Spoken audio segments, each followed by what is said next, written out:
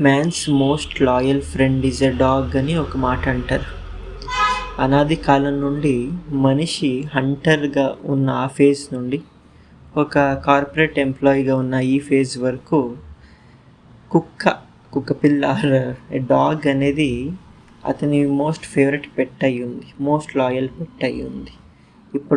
ఇప్పటికీ వస్తున్న చాలా సినిమాలు, మోస్ట్ ఎమోషనల్ మూవీస్ గనక చూస్తే అందులో ఈ పెట్ యొక్క డెత్ అనేది ఇలాంటివి కనిపిస్తాయి.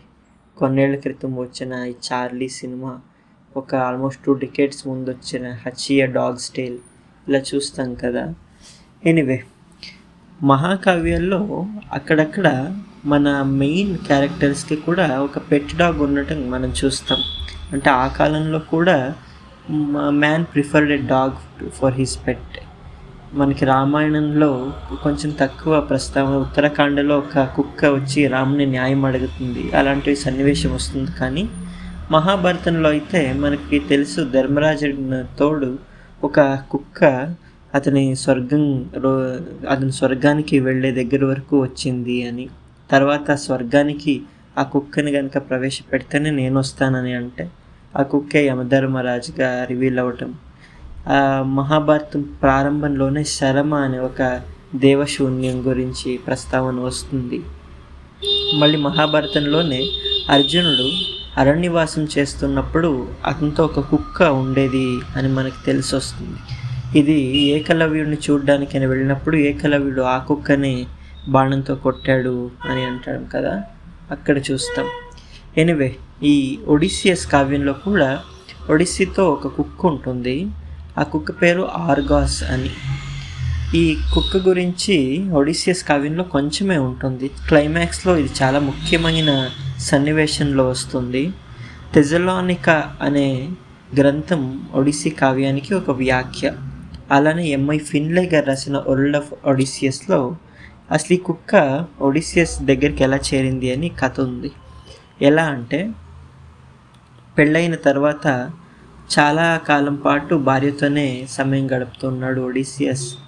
ఒకరోజు మళ్ళీ అతను back to his old hobby. అతనికి హంటింగ్ అనేది చాలా ఇష్టమైన ఒక విలాస విద్య కదా. He was very good at hunting wild boars and wild animals. So అలా హంటింగ్కి అని ఒక్కడే వెళ్ళాడు అరణ్యాలకి. అక్కడ ఒక తోడేళ్ళు చూస్తాడు. ఆ తోడేళ్ళు కొన్ని కుక్క పిల్లల్ని తినేసి వెళ్ళిపోయి ఉంటుంది. They were just small puppies. అందులో ఒక కుక్క పిల్ల, చిన్న పప్పి, ఆ ఆర్గాస్ అనే ఒక కుక్క పిల్ల, దాన్ని చూసి పాపం తన అమ్మ చనిపోయింది, తన యొక్క మిగిలిన పప్పీస్ అన్నీ చనిపోయాయి, ఈ ఒక్క కుక్క పిల్లనైనా కాపాడదామని తన ఆ కుక్క పిల్లని చేతిలో పట్టుకొని అతను ఇంటికి తీసుకొని వస్తాడు. వచ్చి దాన్ని ఇంట్లోనే పెంచుకుంటాడు. దీన్ని ఒక మంచి హంటింగ్ డాగ్గా తయారు చేయాలి అని అతను ఒక మంచి హంటింగ్ డాగ్గా తయారు చేస్తాడు. చేసి ఆ కుక్క పిల్లని ఏదో ఒక రోజు హంటింగ్కి తీసుకెళ్ళాలి అనేది అతని యొక్క కోరిక.